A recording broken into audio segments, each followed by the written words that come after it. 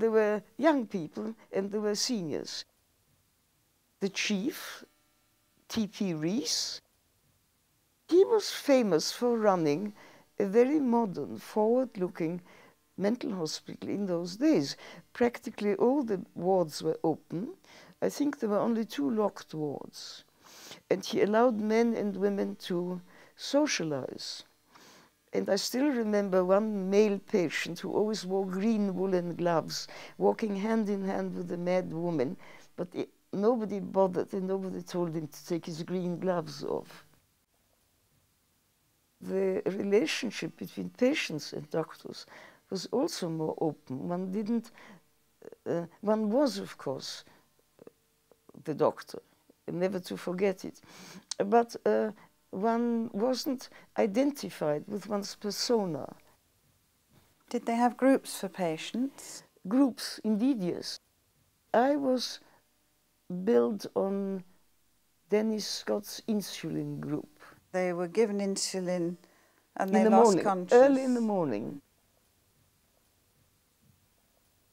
And then we sat with them and watched them and made sure that nothing went wrong. And brought them out, if everything went well, they were brought out at lunchtime, the sugar injection, and a good feed. And this is the time when they were most outgoing and most contactable. And of course, there was a lot of physical contact, and the patients were then looked after by the nurses till they were turned over to us for the afternoon groups, for the art groups. So in the art groups, they painted? Yes, they drew, or they did things, but I know this was immediately taken over by Dennis and by Ronnie Sanderson. They were the ones who researched into the graphic part. My job was to see them through the morning, and I did occasionally go to the sculpting group.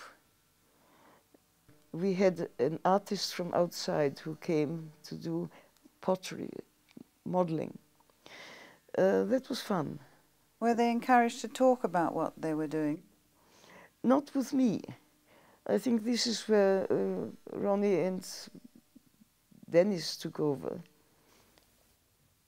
I think they wanted to have undamaged material in order to do research, in order to be able to publish something on it. What happened when people objected to insulin or to treatments? I cannot tell you. It shows you how even I was slotted into a program which belonged to somebody else. I don't know whether the family had to give permission. I don't know whether the patients were fit to give permission.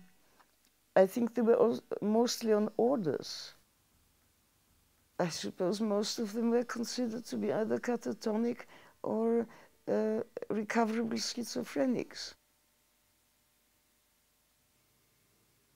You force me to look upon us staff, almost more than at the patients we had.